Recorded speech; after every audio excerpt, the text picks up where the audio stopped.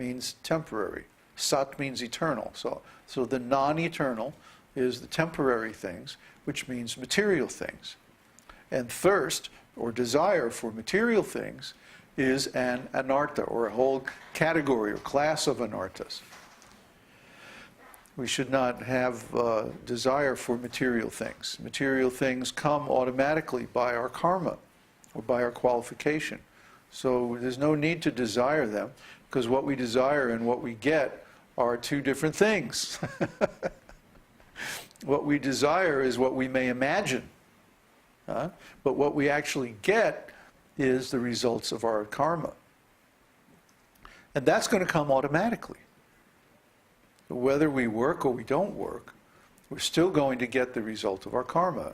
And the results of our work are what we're going to get in our next life, karma. So try to understand, there's no way really that you can go out and say, okay, I want this. And then by working, you may get it. But that's actually illusion. That's not what's really happening. What's really happening is you were supposed to get that thing because of your past karma, for your activities in your previous life. And so you did a little work in this life just to convince yourself that, okay, you can deserve it now. And then so you accepted the manifestation of your karma from the previous life. Meanwhile, you did all this work, and so you created more karma that goes to create your next life.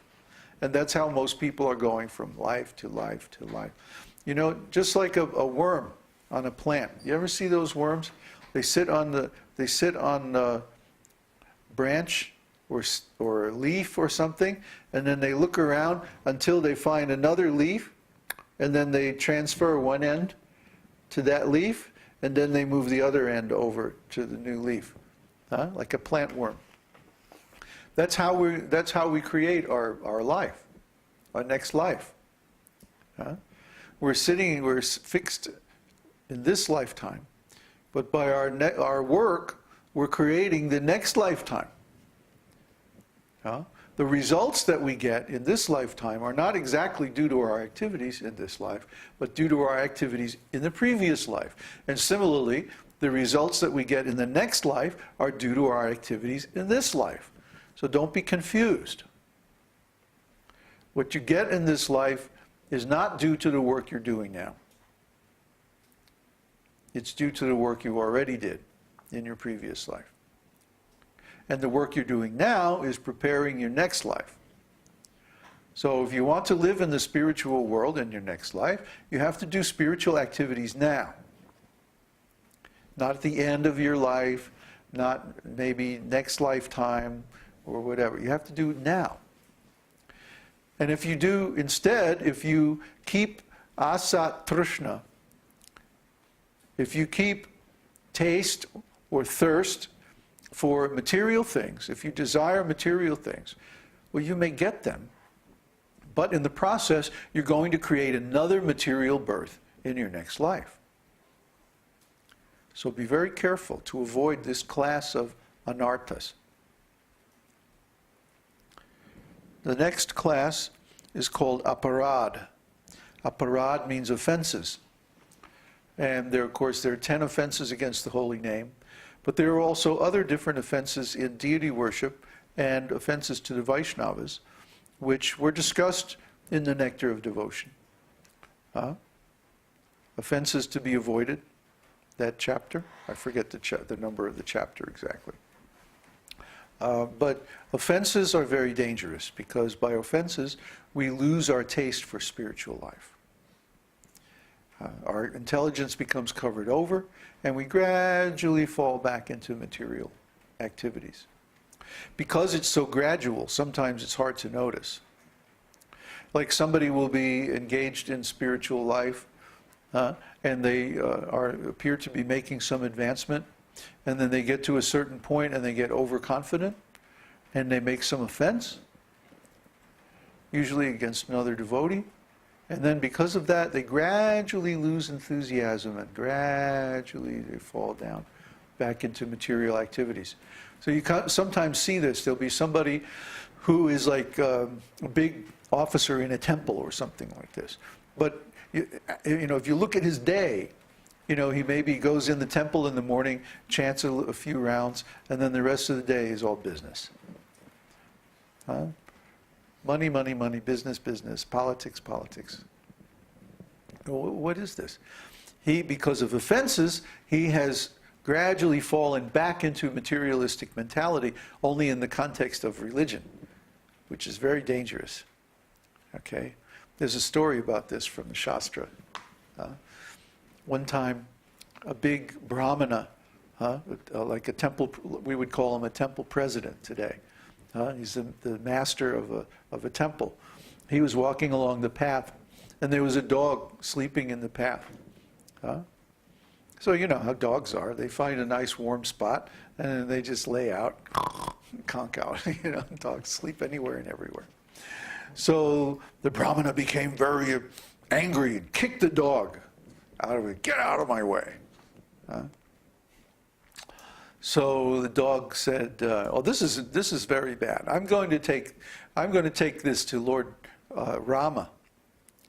This was in Ayodhya, in Lord Rama's kingdom.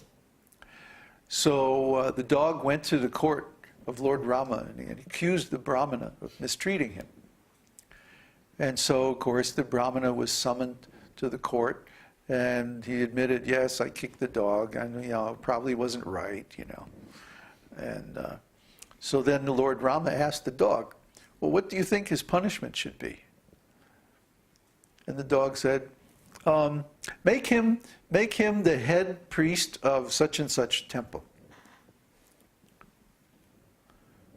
And Lord Rama said, "Well, that doesn't seem like a punishment. That seems like a reward." And the dog said, "Oh yeah? Well, in my last life, I was the head of that temple. And because I got puffed up and I made offenses to the devotees, now I'm a dog. Now I'm a dog.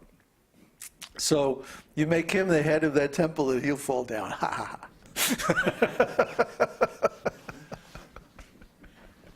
So you see, this is the danger of taking some big post or big power, in a very opulent spiritual society, that one can again become engaged in material activities. I mean, we know a lot of our God brothers got like this. They got into the whole money thing and the whole competition for disciples and all of that. And pretty soon they're like, jet setting all over the world and going to going to GBC meetings in resorts, at big hotels, and spending a lot of money, and what's the point? Building big temples with $1 million budgets and like this, and oh geez, $500,000 disappeared into my personal bank account. How did that happen? And then they spend it on traveling and opulence. What is this? This is asat trishna. This is precisely the thirst for material things. So be very careful of this anartha. And finally, hridaya daurbalya. Hridaya means of the heart. And daurbalya means weakness. Bal means strength. Balya means someone who's strong.